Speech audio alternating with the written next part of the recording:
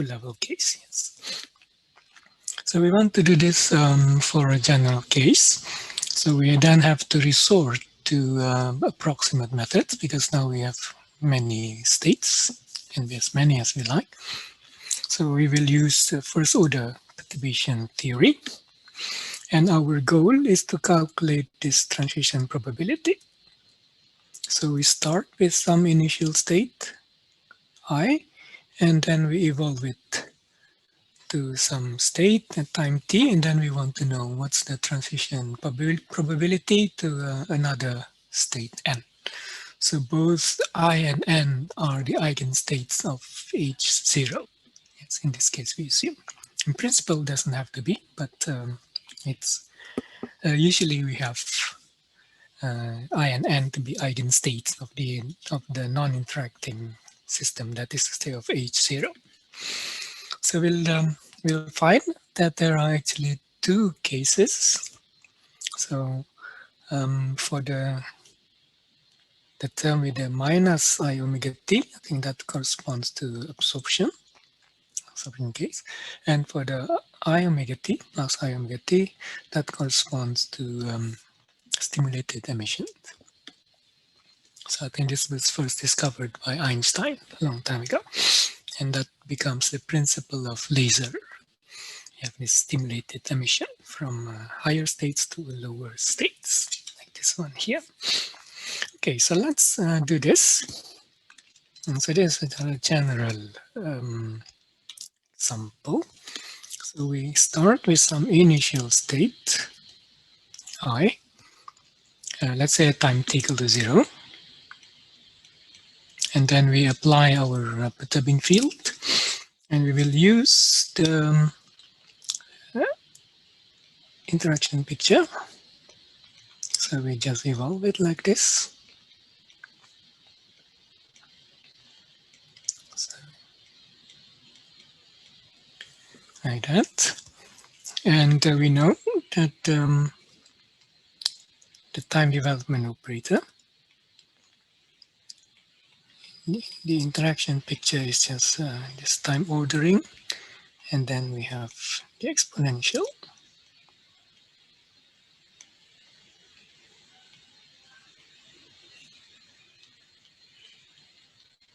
Like that. That's really worked out before. So now we want to make an approximation. So we just work to first order. So to first order, then there is only one time variable. So we need not worry about the time ordering. And then this becomes just 1 minus I point each power 0 to t.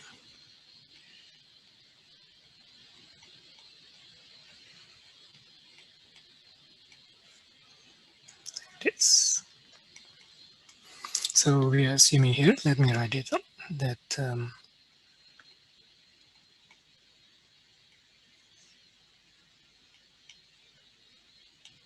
I, and of course, here we have another state later, final state, that is also an eigenstate of H0. So we now take overlap with some final states. So let's take this n. So this n is not equal to the initial state. It's some higher states, let's say, some different state. So the first term disappears because of the orthogonality. So we end up then with I upon h integral t t1 n, and then we will open this operator. It turns it into a Schrödinger operator. So that will give me H0 T1 and then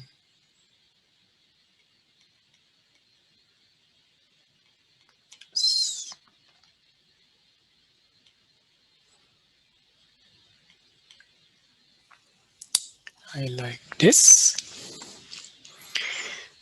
So this is, okay, so then we have, yeah, so this I and N are eigenstates of H0. So then I can replace the H0 with just a number. So that gives me I and then En minus Ei d1. And then I have N, and then I have two terms. So then I have the V e to the I omega t1 plus dagger minus I omega t1 like this. I like that. So this can be integrated analytically. So let me just write down the answer. So it's quite a straightforward integration. It's just an exponential. So if we do the integral, then we get the following result. Or, so I have this in the notes also.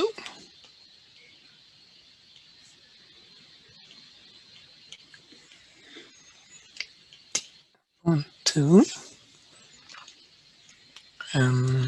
Then I have sine.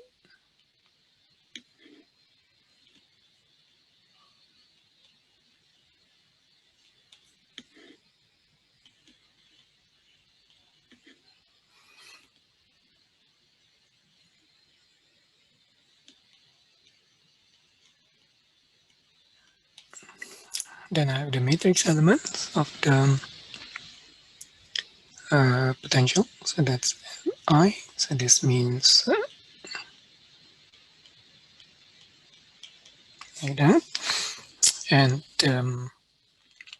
omega ni here means just OH bar times omega ni is just the difference between the final and the initial state energy. And there is another term.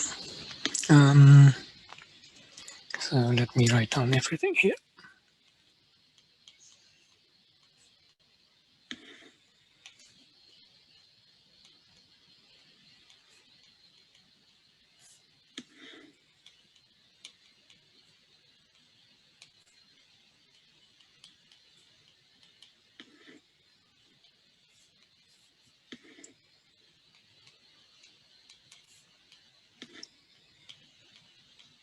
Like this. So this is what we get when we do this integral here. So we just skip a few steps there. It's quite easy, I think. So now we want to take the square of this, the modulus square. You want to know the probability of finding the state in the, one of these eigenstates of H0. So we take the squares, we want to calculate the transition probability. Actually, we have to be a little bit careful when we do this transition probability because we are in the interaction picture. Yes. So this thing here is actually e to the I H0 T on the Schrödinger state, But n is an eigenstate of H0, so then it will just give us a phase factor. So when we take the square, the modulus square, then that phase factor disappears.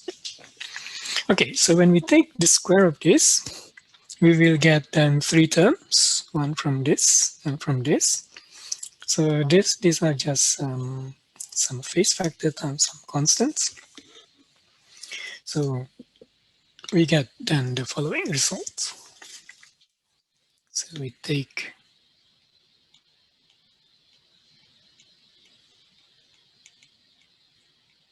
square of that gives me 4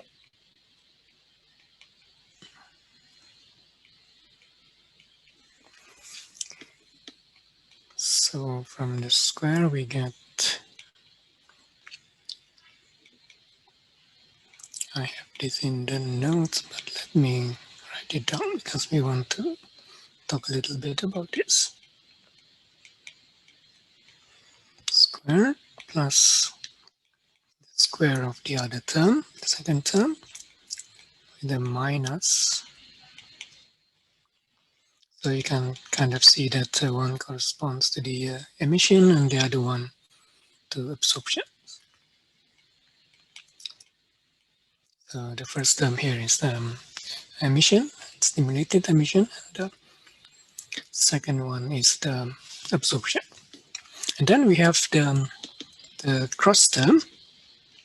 So we should not forget the cross term here.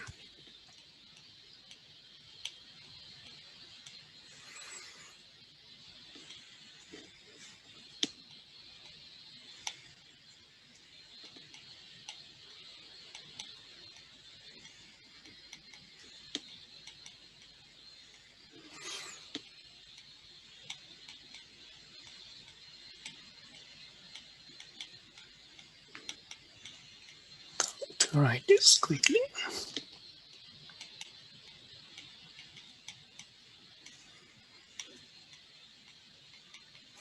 And there's a cosine, I think. Like this, so this is what we get.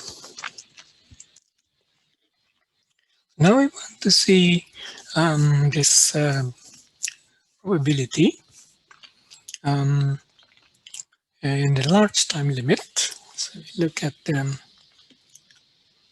large t limit. Then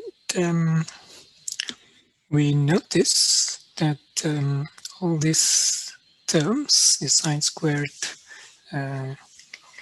becomes delta functions because of this relationship here. So we take limit of alpha goes to infinity.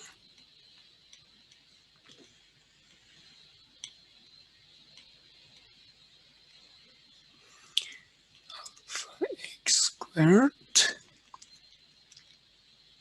So that's a delta function. I have it also in the appendix, so you can have a look. And also we have another delta function corresponding to as the sine alpha x here.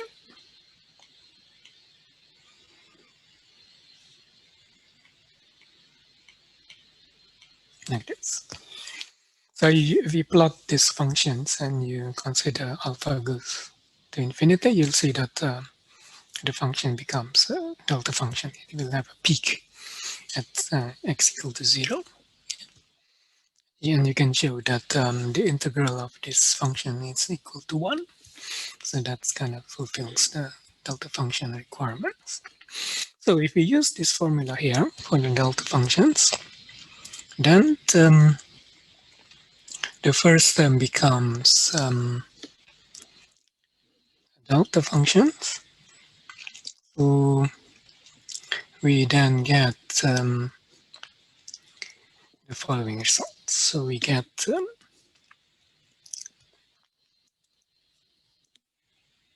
4 pi squared upon h bar squared.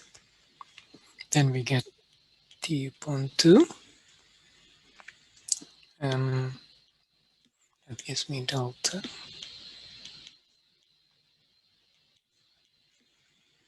plus delta.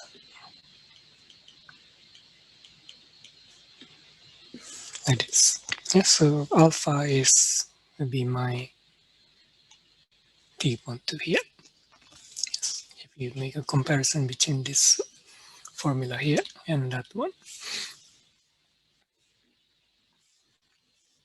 So you get the terms, for delta functions. And the cross term, so the cross terms will gives me a product of two delta functions. So let me just write some constant here. I call it A. Be like this.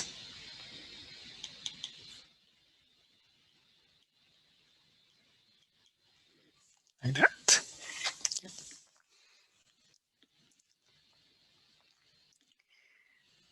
So this term, the cross term, will then disappear. Yes, because these two delta functions are non-zero only if omega is equal to omega n I or minus omega n I, but can't be both at the same time. Yes, so it's zero. So then it is zero. So we end up with just this first two terms.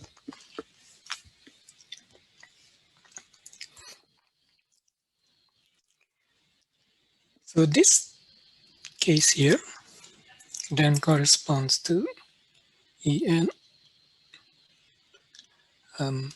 minus Ei equal to minus h bar omega, and this corresponds to En minus Ei equal to h bar omega. So that's when omega is equal to h bar omega is equal to En minus Ei, then the delta function is non-zero. So we get the stimulated emission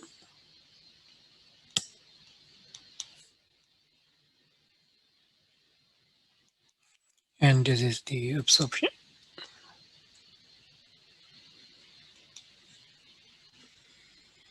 Should be P here.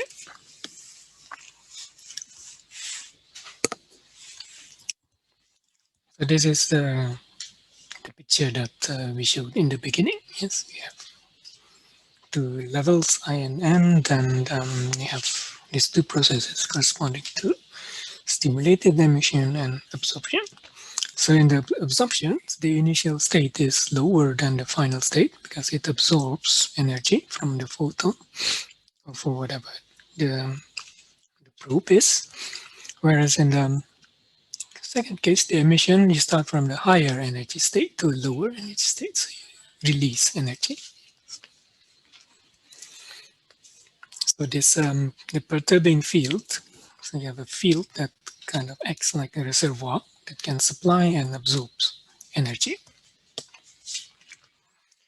So normally we have a lot of states, not just one particular state. So we want to sum over the final states like this.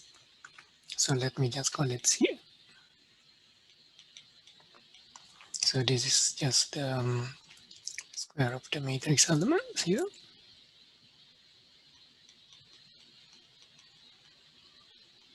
Like this. So in reality, we usually have lots of states close together, especially when we have a large system, and the state becomes quasi-continuous.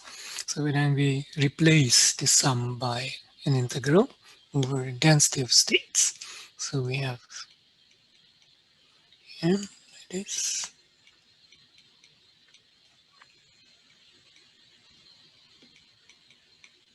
Squared.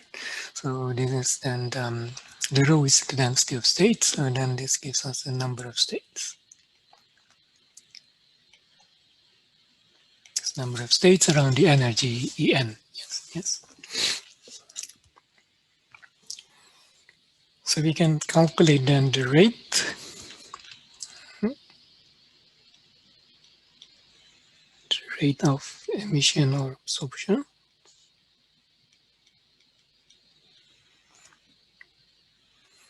So this gives me, so for absorption, we can write it like this.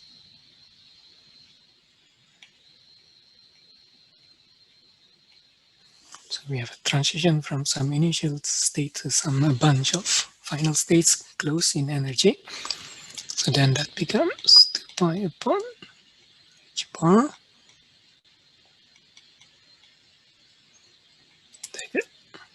And the density of state. So this will be the absorption.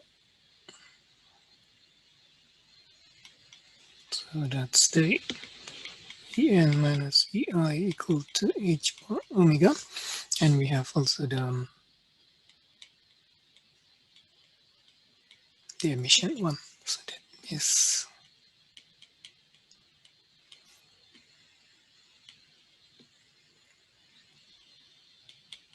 square root. Yeah. So this is minus omega.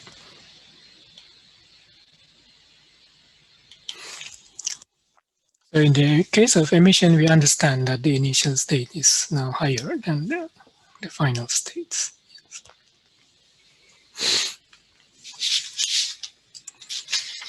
Okay, so we have this general formula. So we can then apply it to some realistic case.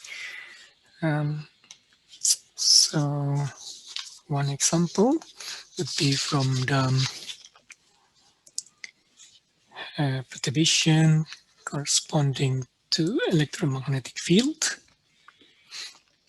So we have Hamiltonian.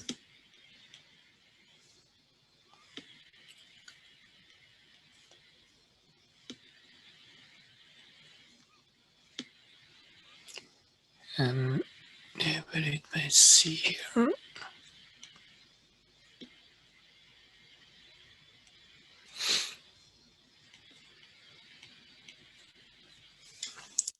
So when we introduce electromagnetic field, then the momentum has to be replaced with this formula. Yeah. So we expand this square, and that gives us the original kinetic energy, and then we have term. So here we have to be careful because the B and the A do not necessarily commute. So we have to take the two terms explicitly. So A and phi, of course, are functions of position. Yes. And we have also the square term, Adiabat square term, which we neglect. So we neglect this one because that's the kind of second order term. Now it is convenient to work with what's called a Coulomb gauge.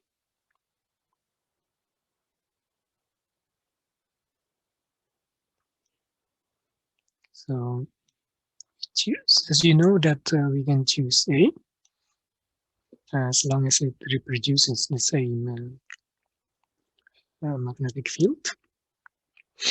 So this follows from the Lorentz condition.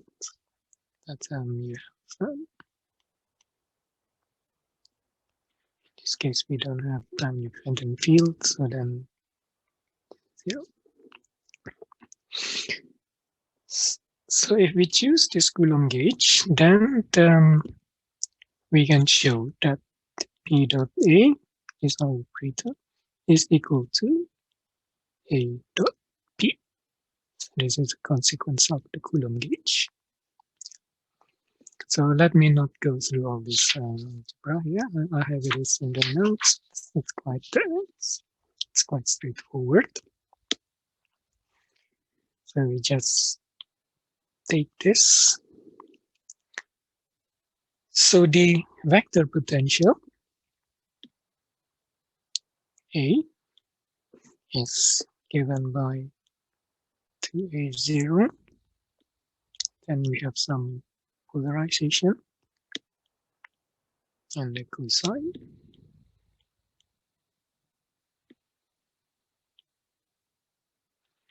And let's make it T like that. So epsilon here is the polarization, and n is the direction of the wave fields. So this can then be written as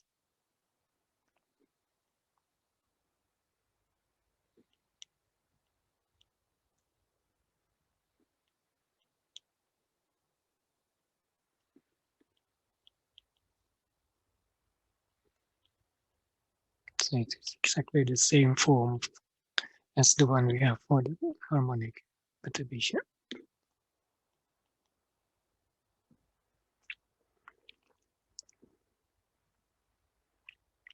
So then we treat e to the minus mc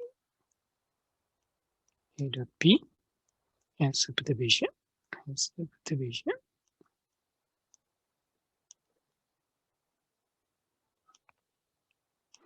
So the field, of course, has to be real. So that can be written in sum of two complex terms. And so it's a Hermitian.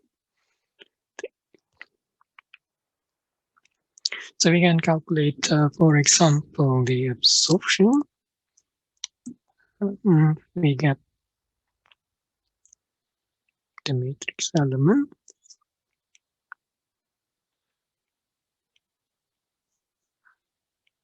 So we have to calculate the matrix elements of this operator.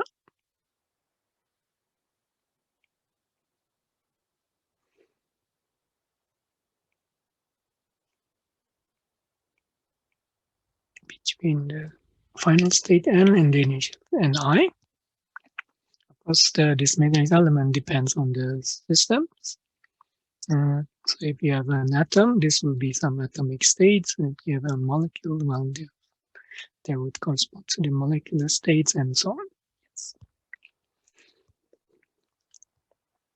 So then we can also calculate absorption rates like we had before.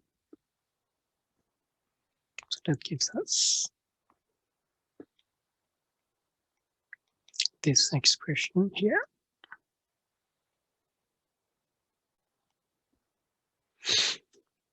Where En is minus Ei is equal to the incoming photon energy. So this kind of makes sense. This is also you have the matrix elements that tells us the strength of the transition between the initial and the final states. And then we have the density of states of the final states. So of course, the more states we have, the larger the transition rate. So from this one can also calculate the absorption cross-section. So it's basically given by this transition rate. Yep.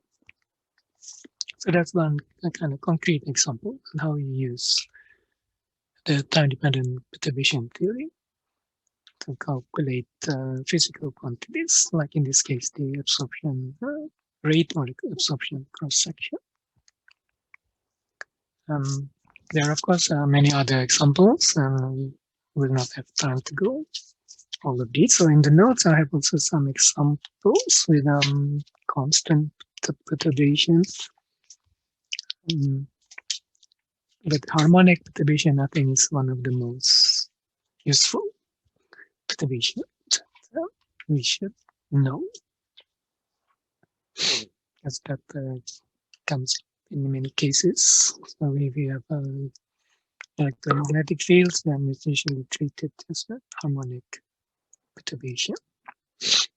And we also have a case of this masers, a rotating magnetic field.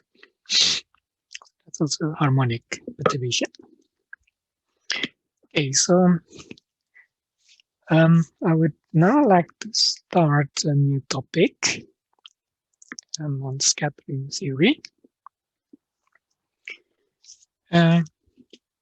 this is probably the most tedious topic because of the quite a bit of math. So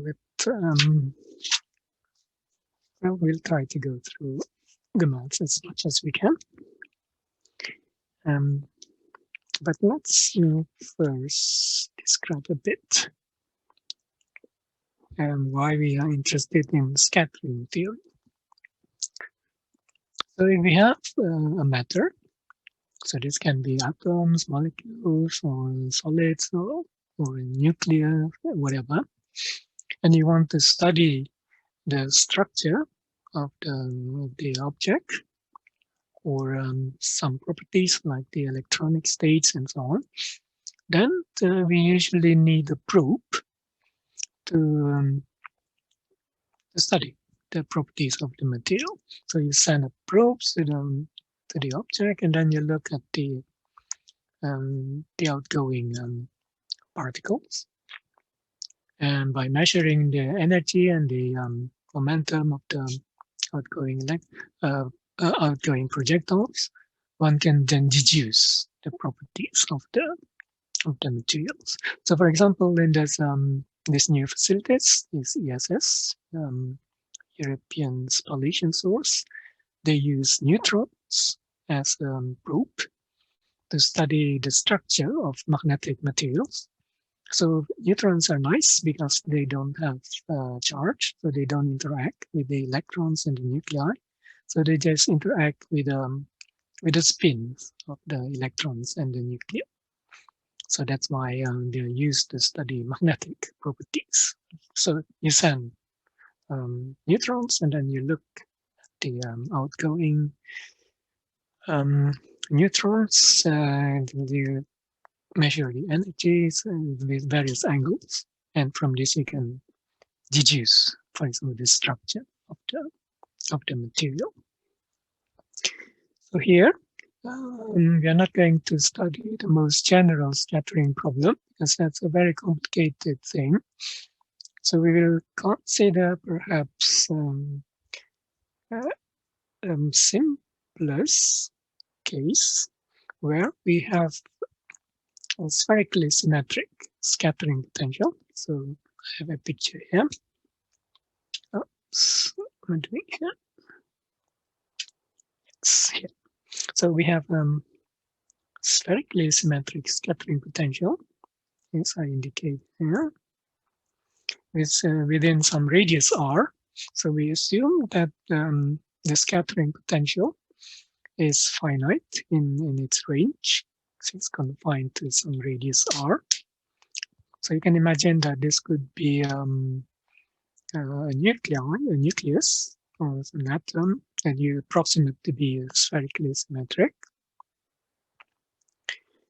And we want to study how an incoming plane wave. So we assume that the probe is a free particle. So we have incoming plane waves from the left here, going towards the scattering potential. So then this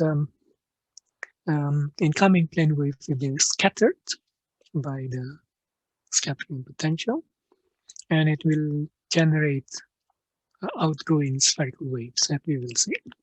Then we have a detector here. So this detector will kind of measure the outgoing spherical waves.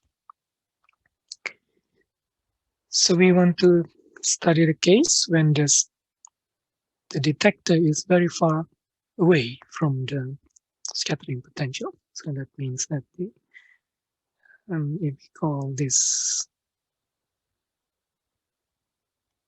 let's say R, then R is much larger than the radius of the potential. So that's one thing. And this is generally true in many experiments.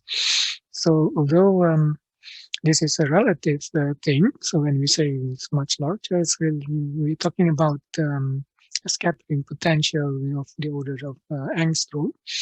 So that's so this distance r is, if it is 1 meter, that's already very much larger than a few angstrom, or a few nanometer. So that's one approximation. It's a very good one. And another point is that we consider elastic scattering. So it's also important. It's elastic scattering.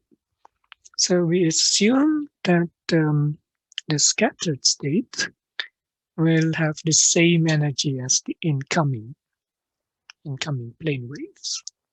So if the incoming plane wave has this energy here, h bar squared k squared divided by 2m, if it is a particle,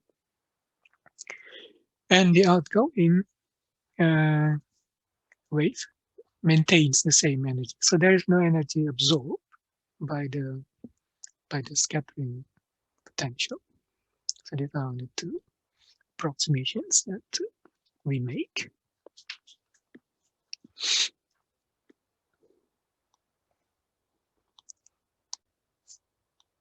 So the fundamental equation that governs the scattering problem is called the Lippmann-Schwinger equation. So it's basically just a Schrödinger equation. Let's see how we arrive at this. So we have the case when the scattering potential is 0. So this is our plane wave here. So the phi here is the plane waves. So you make a projection to position, presentation that will be square root of v. Like that. Now we have the scattered state, which we call psi here. Now with the scattering potential. And as we said before, we have the same energy because we are considering an elastic scattering. So we have the Schrödinger equation for the scattered state, the potential present. And we can rewrite the equation in this way. Then the solution to this scattered wave function can be written in this way here. Can easily check that this fulfills this equation. Yes, we just plug in. So we can check that. So we operate E minus H0 on this state here, and we get we just get 0. So this is 0 because of this equation.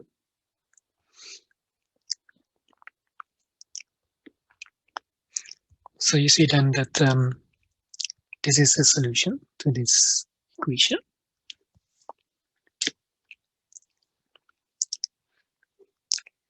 Now, if we look at this solution,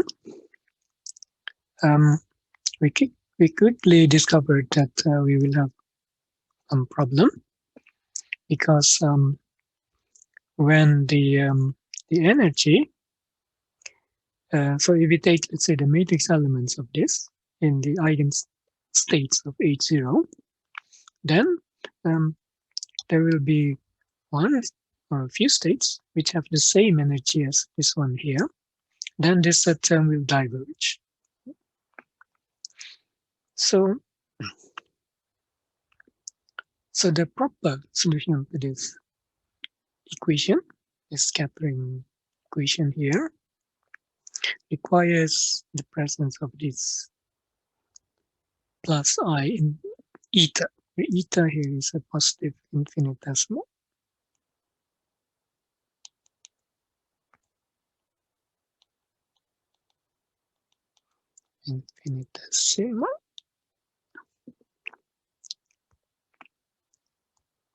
So that then prevents this second term here to be divergent.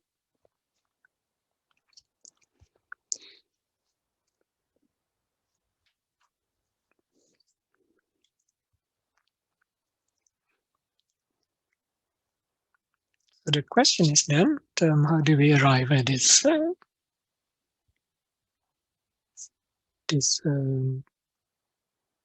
plus I eta? So we want to work out the solution.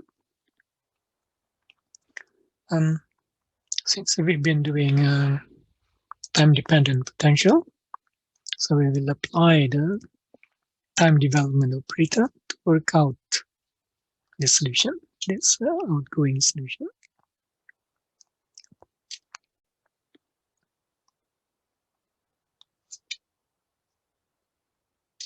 So we will consider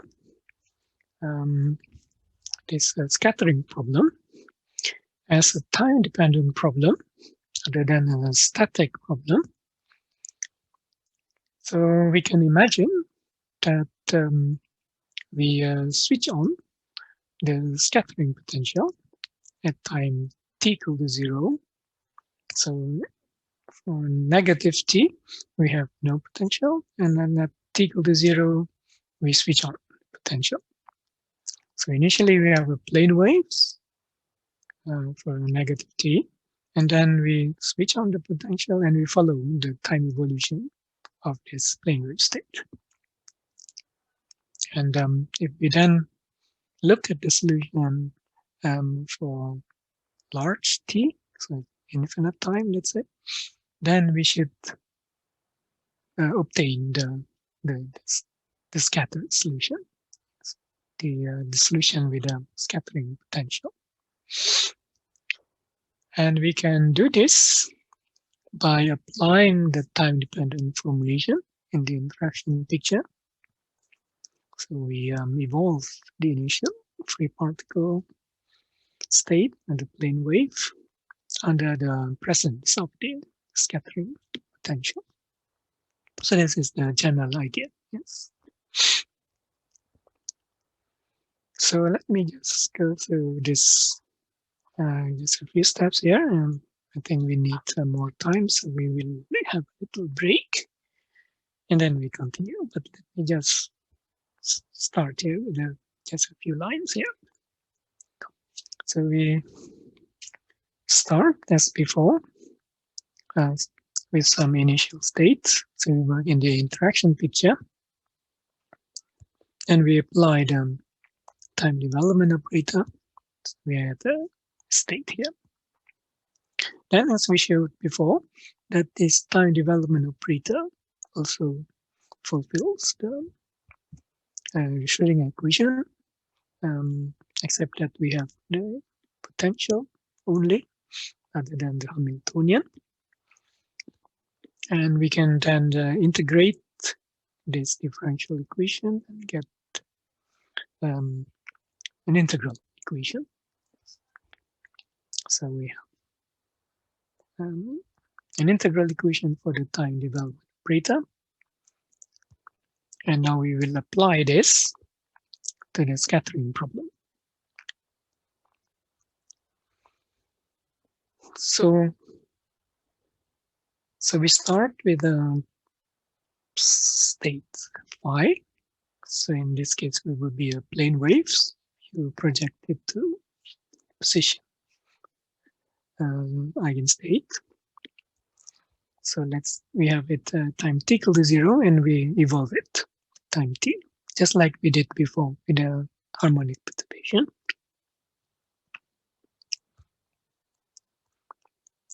But we are not doing perturbation theory here. We're doing things exactly here. So now we use this expression here.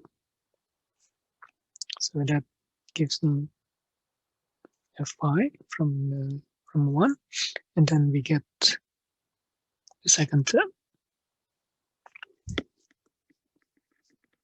Yes.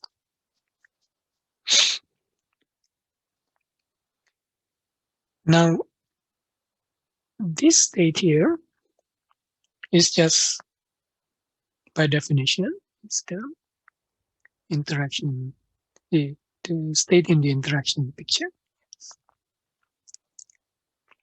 So that gives me this state here. And then we can go back, return to the Schrodinger picture. So we write the potential, just following the definition of the Dirac picture. Okay, so maybe we should stop here. We can continue after the break, because we're gonna take quite a bit of steps.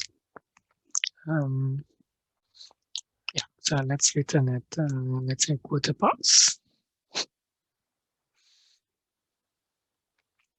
If you have questions. I have a small question about this Lippmann-Schwinger equation. Yes.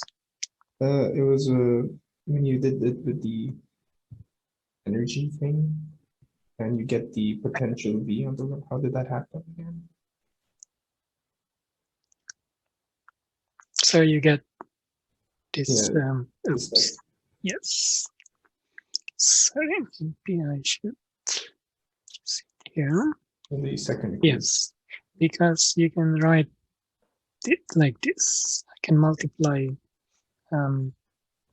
both sides by the inverse of H0. So you get side like that. Okay. From this one here. So you get this, yes. Okay. And then the complete solution, then you have to add this initial state. And that initial state disappears anyway when you apply. So this is kind of particular solution. So that's the full solution is given by this one. So if you apply e to e minus h0 onto that psi, then you see that you get back to this equation, yes, because the first term disappears. This one, if I apply that to the phi, that is 0 because of this. And then this thing, of course, cancels that. Then you get that one. So it fulfills the Schrodinger equation. Okay, thank you. Okay. Are there any more questions?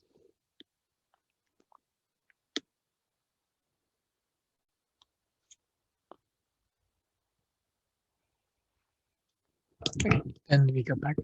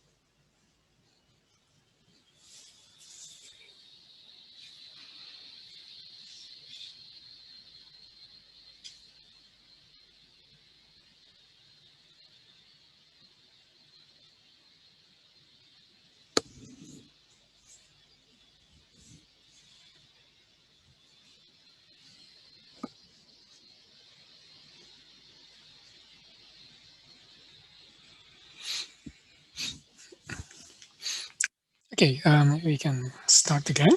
So let me repeat briefly here again, because maybe it was a bit too fast. So let's start with the Littmann-Schwinger equation again. So we start with non-interacting case. So that's just the plane wave case, free particle. And then we add the potential, scattering potential. So there's this Schrödinger equation here, which we can rewrite in this way. So that is just rearranging the term. So now we say that the solution to this, a solution, can be obtained by multiplying both sides by e minus h0 to the minus 1. So we write this as 1 upon 0, like that. So that is just a notation.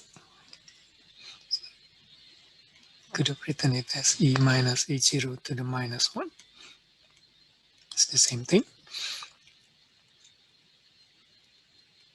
So that a particular solution to the Schrödinger equation. But we also have the homogeneous solution here, which we must add. So the full solution is given by this one. And we can check that it does indeed fulfill the Schrödinger equation, because e minus h0 acting on phi is 0. So the first term does not contribute anything. And then we claim that the outgoing solution, that is to say, we go back to this picture here. So we are looking at the scattering problem. We have a plane wave coming in, and we are looking at the outgoing solution, like this, outgoing spherical waves. So the claim is that that can be obtained by adding this little infinitesimal item. And we want to understand why do we have this additional term. Why this then corresponds to outgoing solution. So one way to understand this is by looking at scattering problem as a time-dependent problem. Yes. So this was what we were going through quick. So we start with some initial state. Here, okay. Yes, we have some initial state phi, just a plane wave, and then we evolve it to some state time t, and we are working in the interaction picture, and we then use this integral equation for the time development operator. So we then get the second line here, so that's just straightforward, and then we note that this thing here is just the state in the interaction picture, so that's state here. And then we can also go back to the Schrödinger picture, and we just use the definition of the interaction picture. So then we continue the next slide here. So the first line here is just the same as the last one in the previous slide. So now we see that this state here is by definition is the Schrödinger state. So we want to go back to the Schrödinger state. Yes. So that's our psi t1. So on the left hand side, I'm still in the interaction picture. So we multiply by this exponential. So we then go back to the Schrödinger picture here. So we are in the Schrödinger picture now.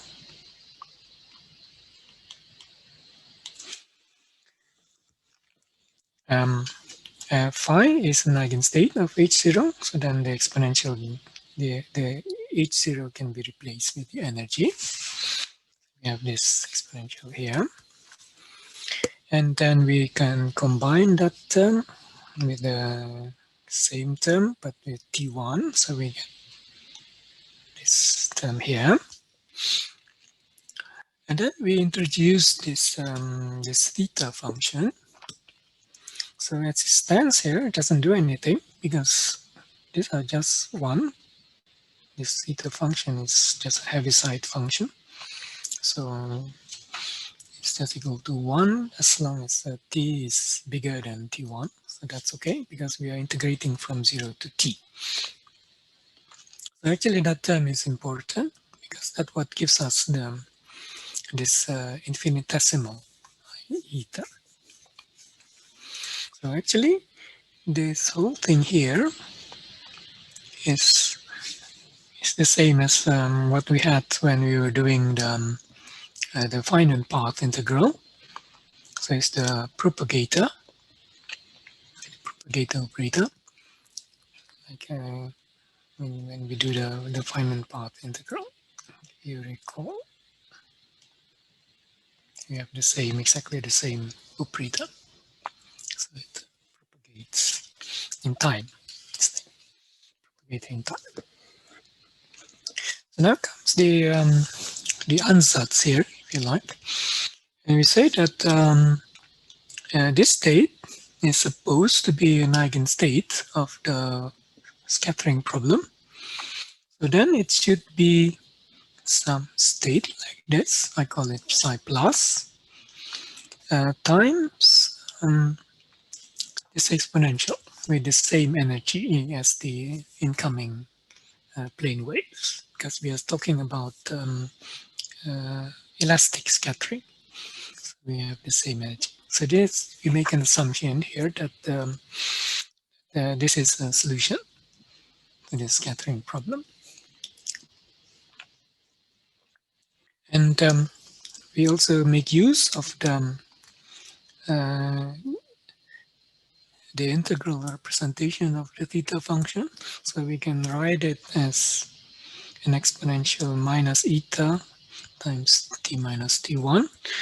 So we did this also when we were talking about the Feynman path integral. Yeah. So we have an integral representation of the theta function. So we have to keep in mind that theta is an infinitesimal. So we always mean that it should be taken as a limit of eta goes to 0. And the t minus t1 here, of course, must be positive. Yes, otherwise this expression on the right-hand side has no meaning. So we then use that in here, in this integral here. So we plug in that ansatz, and we end up with this equation here. So I have replaced the theta function with this exponential.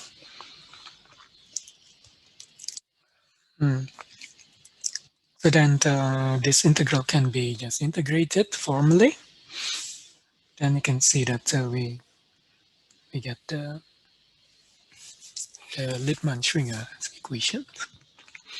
So we can understand this factor here, I eta, as signifying forward propagation in time. So that is consistent with the picture that we have an outgoing solution. So we have a plane wave coming from the left. It hits the scattering potential, and it will be scattered as a kind of spherical waves. So this additional term in the denominator, I eta, can be understood as time propagation, that is a forward propagation in time. So we are looking at the outgoing solution instead of an ingoing solution. So we can imagine there is another solution that is called the ingoing solution, where the plane wave goes away from the scatter, and we have the spherical waves coming in. So that would correspond to the ingoing solution. But physically, we are interested in the outgoing solution because we have a plane wave coming in scattered by the potential. So if you think about it as a time-dependent problem, then it is just means that we have a forward propagation in time. So that comes from this theta function that tells you that the t must be bigger than the t1. Yeah? So it's a forward. Okay, so that's where the theta function comes in. Okay, now we want to study the scattered wave function. So that's in space. So we want to take the projections of this Lippmann-Schwinger equation in the position eigenstate. So we look at the position representation, and we can introduce a complete set of state here. So we just insert in here, we insert dr prime like that. So we get the Lippmann-Schwinger equation in the position representation. So the key quantity is this matrix elements of the propagator. So the matrix elements of this 1 divided by E minus H0 plus I eta. So this is the propagator. As we have seen, that is the Fourier transform of the propagator. So we want to know this propagator in the position representation. So we want to calculate the matrix elements between R and R prime. And the solution, as we will see, is given by this here, this solution here. So we want to work this out now. So let me see if I have it here. No, I don't have it here. Okay. So let's work that out. So we have, call it G plus, it's a function of energy.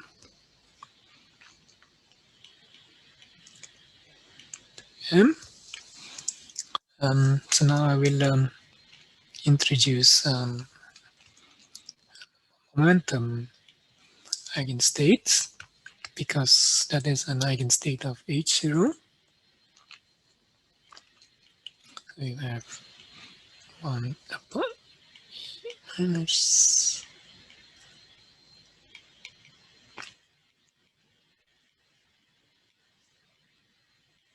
U, and then R prime here, like that.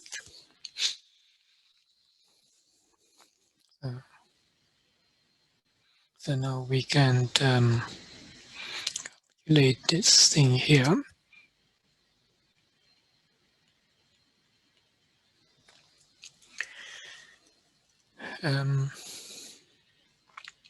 So this becomes a Q.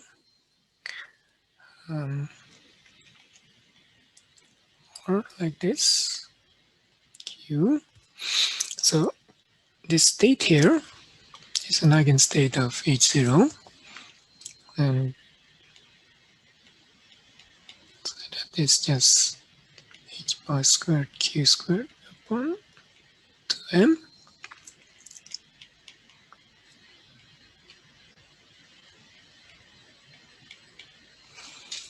Like that. So now we use the fact that this is as a plane waves, so that is equal to, or this one here is equal to Q dot R divided by the square root of L cube, because we are looking at the three-dimensional case here. So then we find the solution here. So we should keep in mind also that E is a r squared k squared upon 2m. Yes. So that's the initial energy of the plane waves. So then we get so there's no square root. I have two plane waves, so that becomes 1 upon L cube, sum over Q. Then I have the plane waves here. One from R and one from R prime, and divided by k squared minus q squared plus I eta. Now eta is just an infinitesimal, so if you multiply by a constant, it doesn't make any difference. Yes, so I can call it something else, but I just call it eta. It's an infinitesimal. So now we replace this summation over q by an integral. So that becomes, if we recall that the density of states in q space is given by this expression here. So we can do the integral.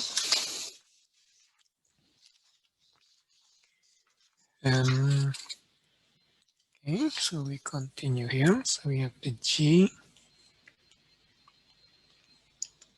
3q upon 2 pi cube. Then I have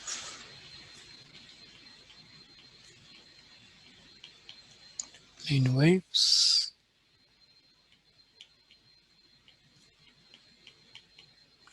Eta.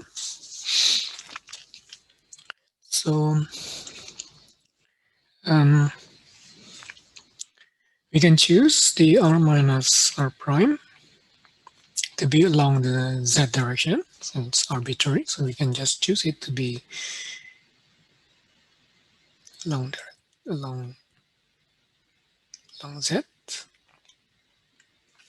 z direction. So then this integral becomes q. So we work in the spherical coordinates. So the integral d3q become dq q squared from 0 to infinity.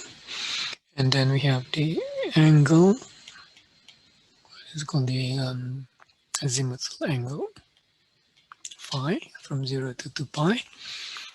And then we have the cosine theta, which I call y here. So then I get this integral q delta r and then y divided by k squared minus q squared plus eta.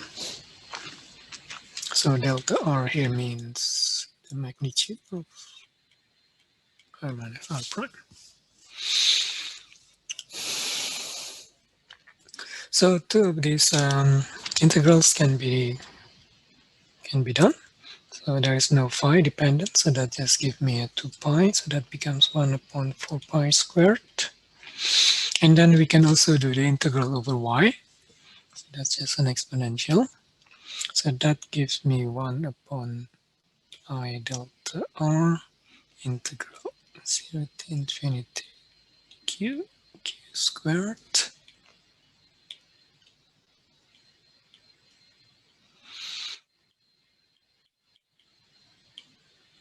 to r, like this, divided by, I think I've changed the sign there, so that becomes q squared minus k squared minus I eta.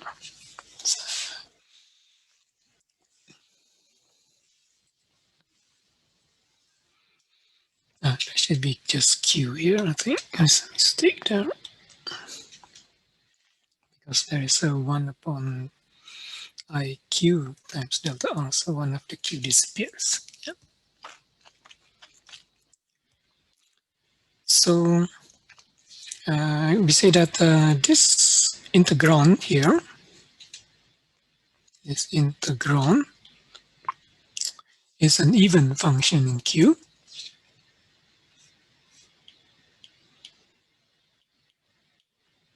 because this thing is just a sine. So that's a sine q delta r, and then we have a q here. So it is an odd times the odd function, and the denominator is even. So we have even function. Okay. So we make use of this. We can extend the integral from 0 to infinity to minus infinity to infinity, and we then get I think there's a minus sign here. I forgot because I put the minus here. So minus 1 upon 4 pi 1 upon delta r, and then I put the 2 pi I here because I want to make use of the Cauchy theorem, the residue theorem. This can be written as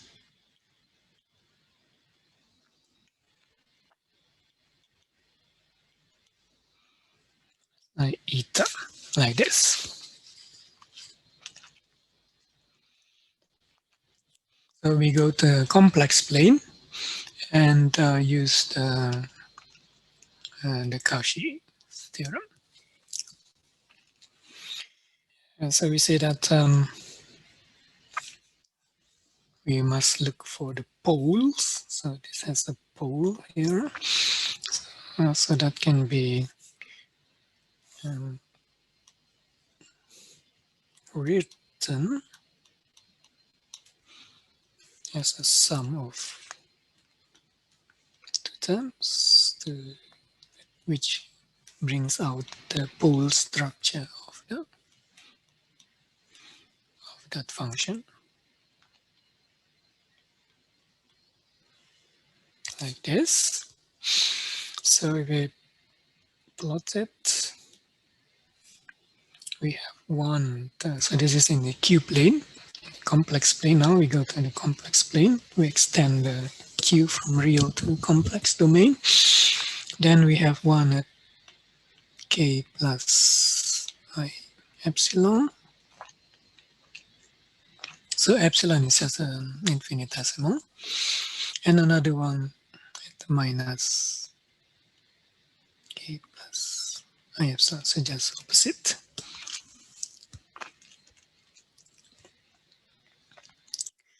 Now we want to do a contour integral.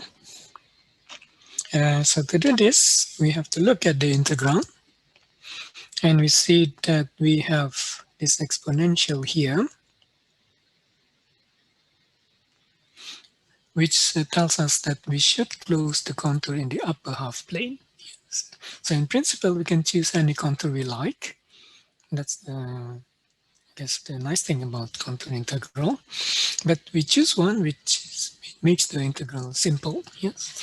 So we choose a contour like this. Like this. And the reason is that this exponential is 0 along this upper plane, along this curve here, because we are talking about a very large, so this distance here, what shall I call it? Let's say r goes to infinity. Yes, so that integrand in the upper half curve is 0.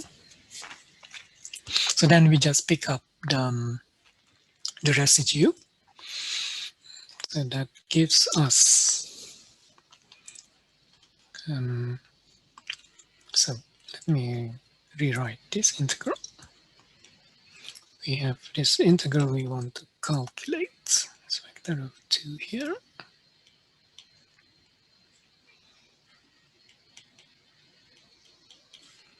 theta. So then it becomes a contour integral. And put it Q.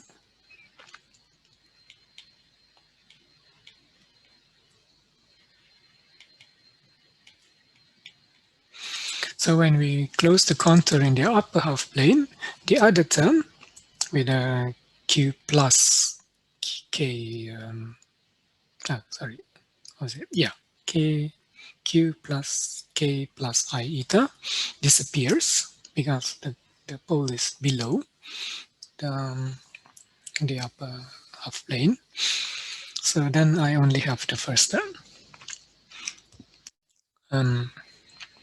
So then this is just equal to 2 pi I times the residue. So, like this. So then we get the result that we want to derive.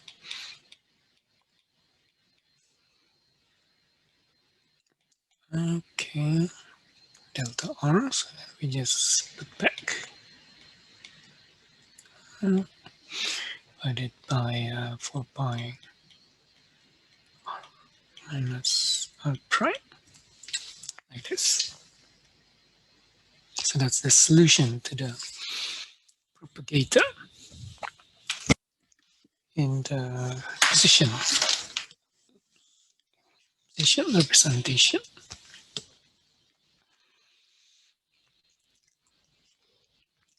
So we say that we have a positive sign here in the exponential. So it's positive here. So that is also consistent with the fact that we are looking at the outgoing solution. Yes, it's a positive. So if we had look at the minus I eta instead of plus I eta, then we will get the incoming solution. So then we'll get a minus. So we will get a minus IK like this.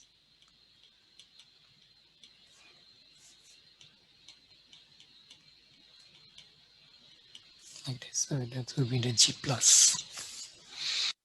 That's the incoming.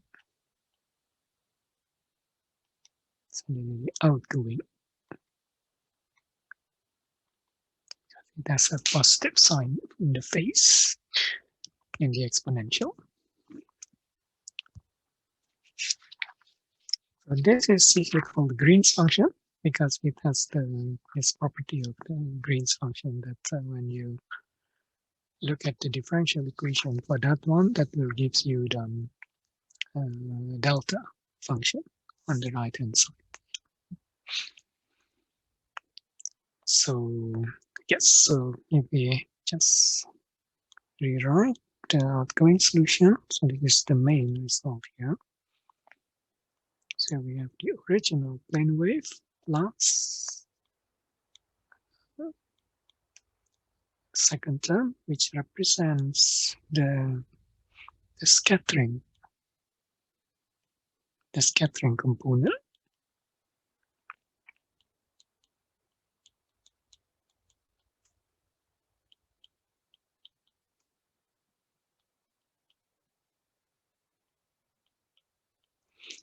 Like this.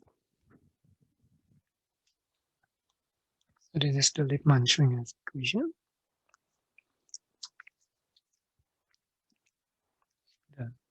The position representation. So we know explicitly the propagator G plus here.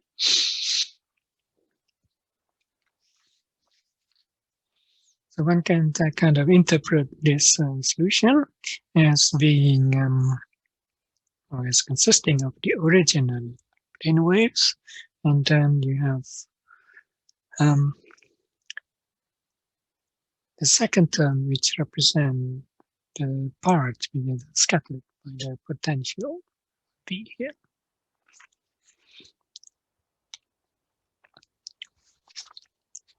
So now we want to look at the solution very far away. So we'll look at the asymptotic asymptotic solution, meaning that R is much bigger than R, where R is the size of the potential. We assume we have a finite potential. So we have to do a little bit of geometry here. So first of all, these are just some geometry. So let me just write down the answer. So that can be written if we make an expansion. So R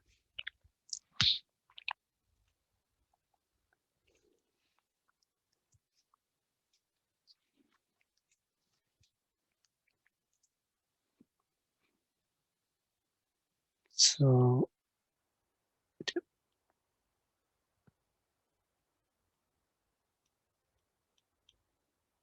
exponential can then, it's not exact, but approximately times minus 1R. So we can rewrite this as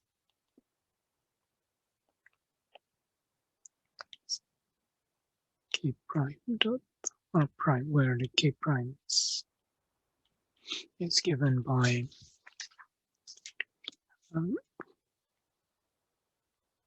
r divided by r, like that.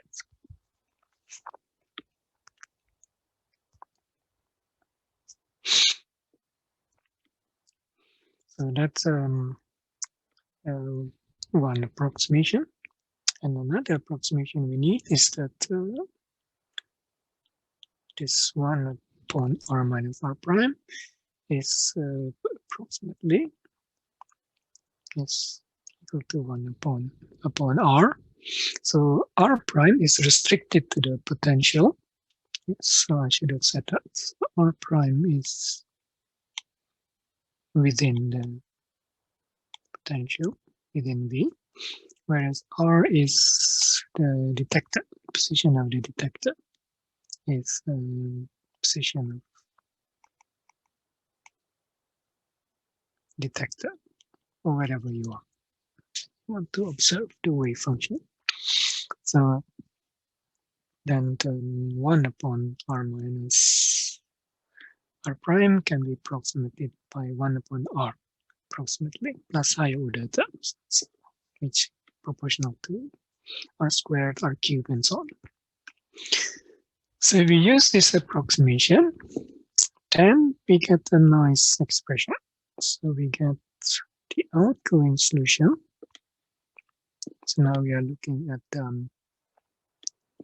asymptotic solution here. So r much bigger than r can be written as r, and there's a lot of constant here.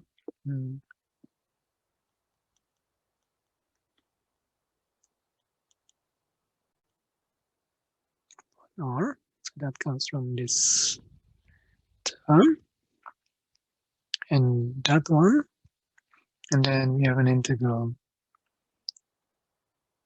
for r prime.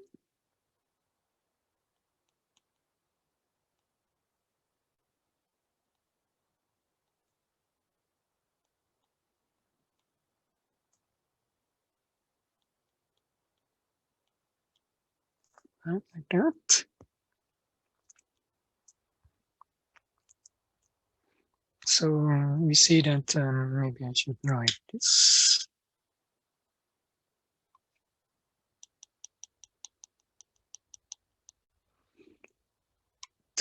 here.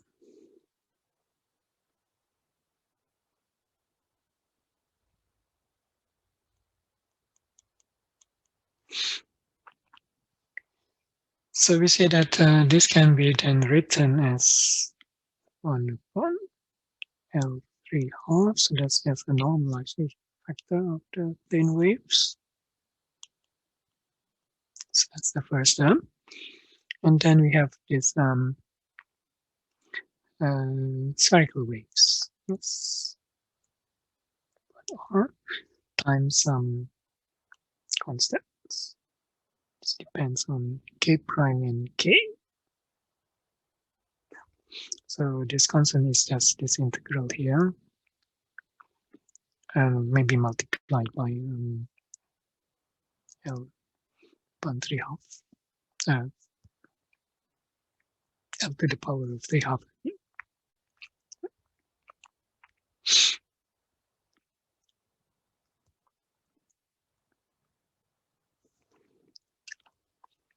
So we see that we have the outgoing solution, which nicely separates into two components. There's the original plane waves that just goes through, and then we have the spherical parts, which comes from the scattering of the potential. It's a spherical waves. So that's an approximation because we are looking very far away from the scattering potential. So it's not so much to do with the fact that the potential is spherically symmetric. So far we have not made that approximation here. Yes. So this potential is arbitrary as long as it is finite. As long as it is in a finite range, I mean.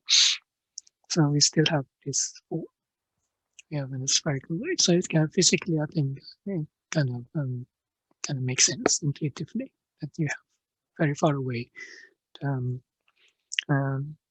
the wave functions become a spherical wave with some coefficients. So the coefficient, of course, depends on where you look at the scattering. So the k prime here, so we have a k like this, that's the direction of the k, and the k prime goes like this. So that's where the detector is located. So the k represents the direction of the incoming plane wave, and the k prime is direction of the scattered wave. So it's just a nice expression. And this the amplitude of spherical wave just given by that integral here. Yep. Okay, so if we look at this equation here, it's an integral equation. So it's actually not really a solution because the solution itself appears on the right hand side. So we have this solution here. So then we kind of I guess that we need some way of approximating solution in order to get something, because we can solve this. Yes, that's an integral equation. Well, unless you can solve the integral equation, but usually it is hard. So you need some approximate way of doing this. So that's what comes next. But before we do that, let's define this, what is called a differential cross-section. Differential cross-section. So these are just some definition. So you want to make a connection to experiment. So usually the experimentalists measure what's called the differential cross-section. So it is written like this sigma d omega, where omega is a solid angle. This solid angle.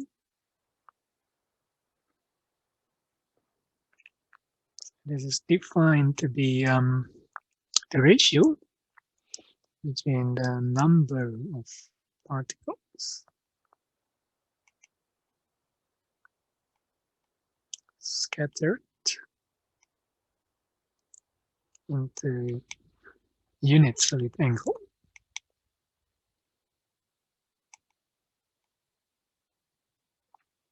per unit time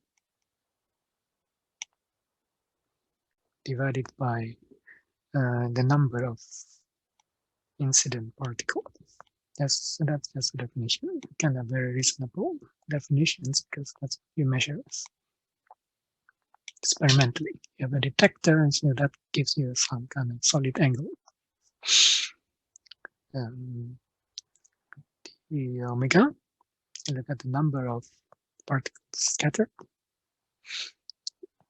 detected by detectors, and then divide that by the number of incident particles. So if we put this into an expression, more precise, so that would mean that this is the scattered flux times the area of the sphere, so 4 pi r squared. So we're looking at the sphere of radius r. So that's the number of particles scattered.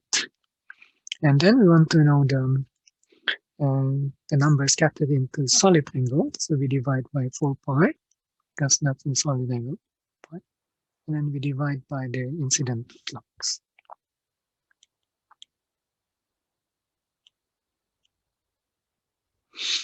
So then this becomes squared. Put it into precise expression. So that's the part which is scattered in the previous expression we have, divided by incident flux, squared like that.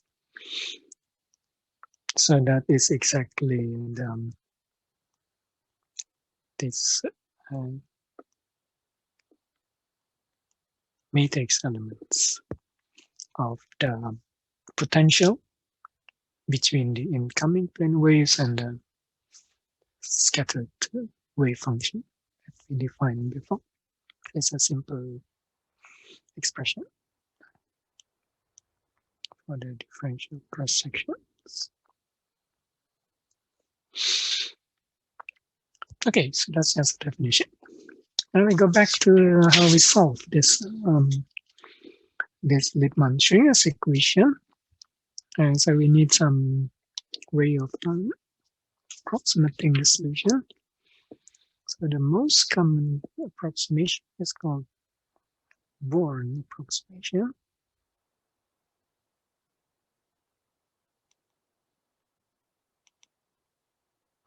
So the Born approximation is essentially a perturbation theory.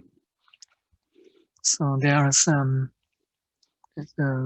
first order Born approximation, second order, and so on. So the idea is just very simple. So we have this quantity, it's matrix elements.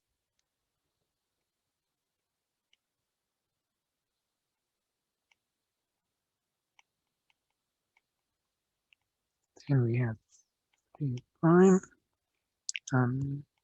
t minus 9k prime like this. And then we have prime. So what we do is we replace the psi plus, replace this with plane waves. So it's basically just doing first order perturbation theory. Yes, you iterate the equation. So you iterate the equation, then you get the plane waves plus something else that will gives you the higher order term. So it's a first order Born approximations. Let me just write down this first order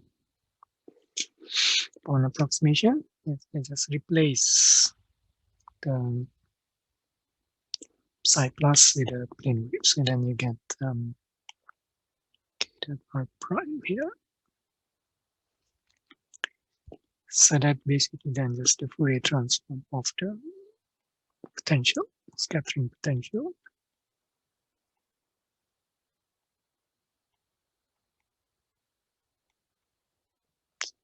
Fourier transform and a scattering potential.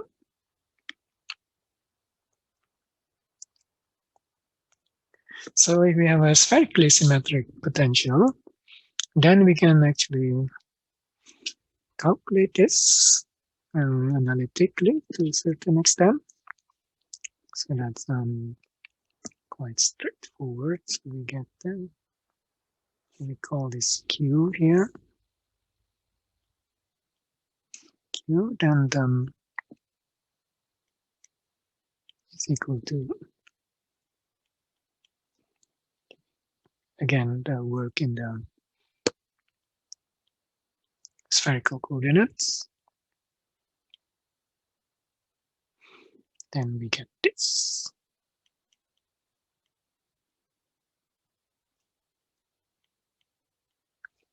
Yeah, so we have made use of the fact that the V is spherically symmetric.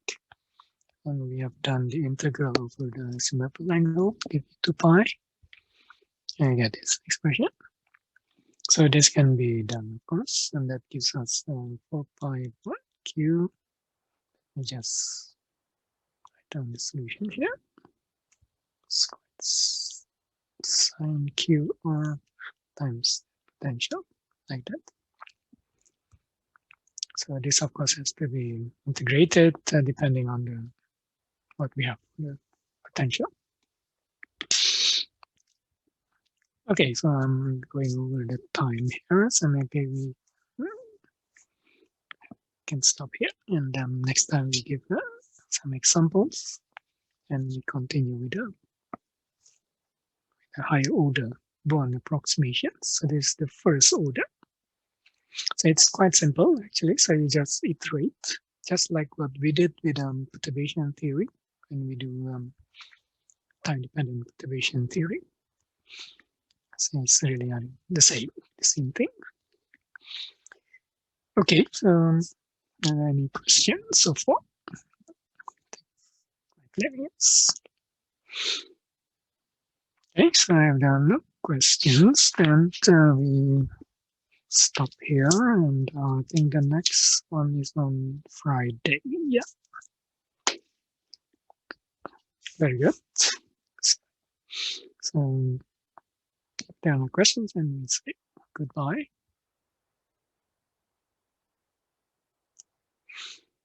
Have a good day.